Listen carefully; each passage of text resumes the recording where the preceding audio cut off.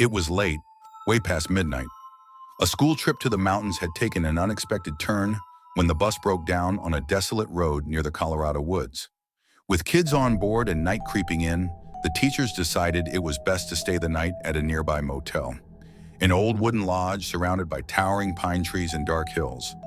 The kids were split into rooms, and after a quick dinner, everyone went to bed.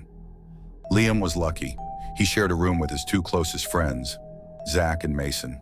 They were inseparable troublemakers and loved ghost stories more than grades. As they looked out their room's fogged-up window, something caught their eyes. A shimmering lake hidden deep in the forest, reflecting the moonlight like glass. It looked oddly beautiful and haunting. It reminded them of a story their seniors once told, about two boys who snuck out to that same lake on a trip years ago and became school legends. Fueled by mischief and curiosity, the trio made a pact. "We sneak out, take a few cool photos by the lake, and come back before anyone notices," Zach grinned.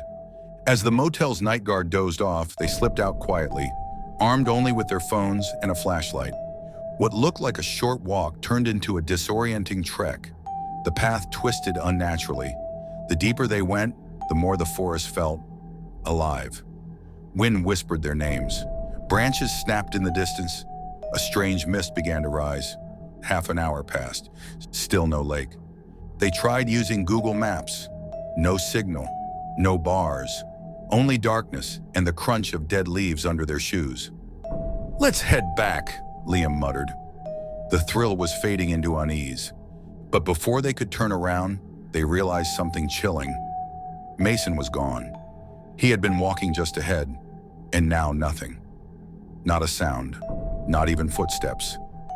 They called his name, no reply. Suddenly, rustling behind them. Zach turned, flashlight raised, nothing. Then, more rustling. Footsteps. Liam's heart pounded. "Run!"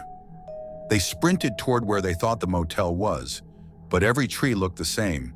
Every path led deeper. And then, they found Mason. He was digging. In the middle of the woods, hands dirty, nails bleeding, digging what looked like a shallow grave. "Mason!" Zach shouted. Mason looked up slowly. His eyes were black, hollow, as if someone had scooped the soul out of him. Zach ran to stop him, grabbed his shoulder, but Mason screamed like a wild animal and shoved Zach violently. He flew back, hitting the ground hard. "Mason, what the hell is going on?" Liam cried. But Mason didn't answer. He started laughing. Not like Mason, like something else was inside him. Then just as suddenly, he collapsed, unmoving. Zach groaned, still on the ground. His nose was bleeding. Liam checked Mason, still breathing, but unconscious.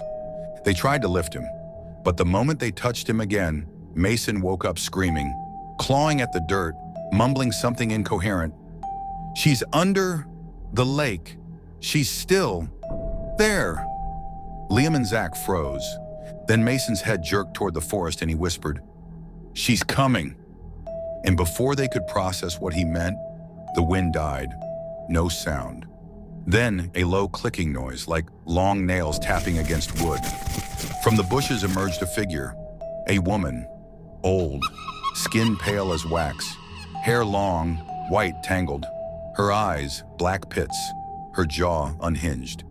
She pointed at them without blinking. Mason began crawling toward her. "No!" Zach yelled, grabbing his friend, but Mason writhed and screamed in terror. "She's inside me!" Liam pulled Zach back. "Leave him! We need to go!" They ran. Branches whipped their faces, blood, sweat, fear. Behind them, click, click, click. The woman followed, her limbs bending unnaturally, crawling like an insect. They burst into a clearing and finally saw it, the lake. Moonlight danced on its surface, but it wasn't calm. It was moving, as if breathing. Before they could turn back, Mason's voice echoed behind them. "Help me." They turned and saw two Masons, one in the woman's arms, the other smiling by the lake. "No, that's not possible," Liam whispered. The Mason by the lake opened his mouth, and a screech came out, too high to be human. Zach screamed, covering his ears, and collapsed into the water. Liam tried to grab him, but some unseen force, pulled Zach into the lake's depths. Bubbles, then stillness. Liam backed away, shaking. And then, nothing, just silence. When Liam woke up, he was in the motel bed. Daylight spilled in through the curtains. For a moment, he thought it was a dream, until he saw the cops outside, until he saw the two white body bags. One held Zach, the other, Mason. The police called it an accident, drowning, shock, but the locals whispered something else. Years ago, there was a witch who lived in that forest near the lake. The townsfolk tried to burn her cabin down and chase her away, but she didn't run. She cursed them instead, said anyone who dared trespass near her lake after sundown would join her. They say her spirit still walks the woods, still digging, still waiting. If only those boys had known.